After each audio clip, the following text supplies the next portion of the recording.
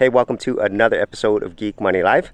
And so since the pandemic, the overall collective wealth of the millennial generation has more than doubled.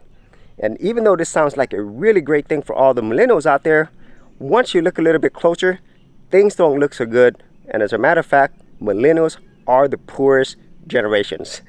Now, I'm going to go ahead and talk about this and give you some of my thoughts. And also, this is really more towards the millennials out there where even though this sounds bad, there's actually opportunities here as well.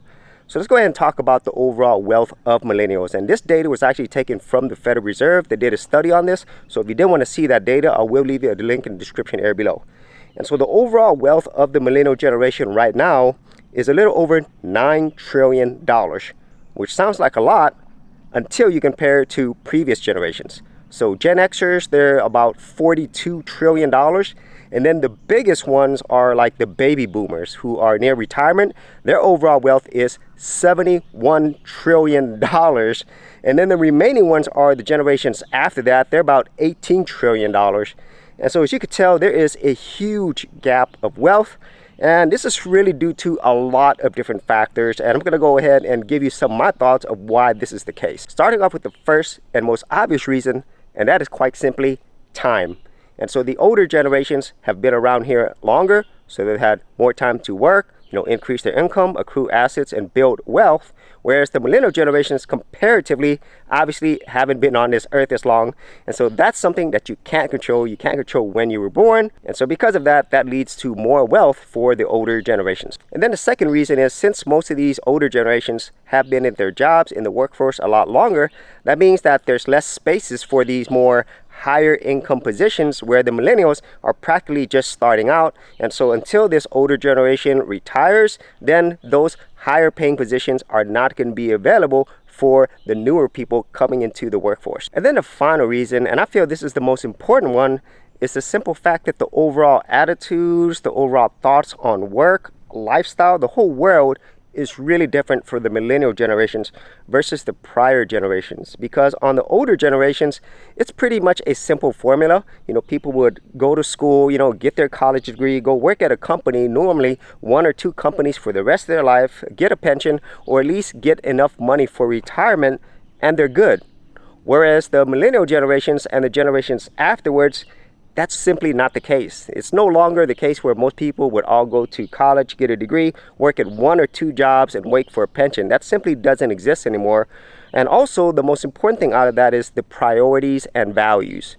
Most millennials don't really want to go work to climb up the corporate ladder, and they're not looking at it just from a money point of view. They're looking at more of the lifestyle, how this aligns with their values in life. And in that case, they might be moving to a variety of different jobs, businesses, and so forth. And so this is definitely a different path versus the previous generations. Protect your online privacy and keep data brokers from selling your personal information by using Delete Me, the #1 privacy information remover service since 2010. Sign up today and get 20% off your first order. For more information, check out the affiliate link in the description area below. And so even though this sounds like a really bad time for millennials and even more so in the future, well, there's actually opportunities for millennials as well, starting with the first thing, which is the same first important reason as I talked about previously, and that is time. Millennials have the biggest advantage here because you simply can't buy more time. And so millennials, if they are actually prepared and they know these things, then they have more time to adjust their life and find things that are more meaningful for them while earning more income. And so the second big advantage that millennials have is technology.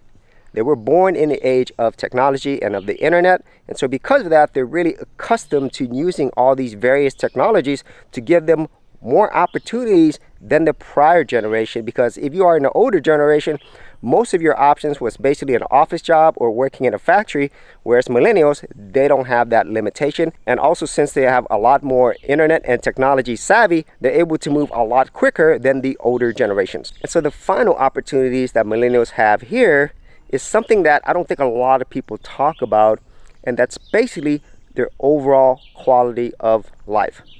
Since millennials are more focused on looking for work that actually fits their values and their life, then more than likely they're probably going to be happier doing what they do. And for those few people who will really find something they enjoy, they're probably going to be able to accelerate and even make more income than their prior generation's counterpart, versus the older generation where they typically go work at a job or do something that they really don't enjoy. And even though they could make more money consistently, their quality of life, I feel, is not going to be as good as the generations after them. And so that's something that's really hard to quantify. But in this case, if you're able to find something that fits your values and your lifestyle, plus you're able to make money from it, I really feel that is the best type of wealth. And so if you actually had any thoughts on this, be sure to leave in the comments area below. And if you did want to see more of my money videos, I do have an entire playlist. I'll leave that in the description area as well. So as always, if you did get value out of these videos, be sure to share, like, and subscribe.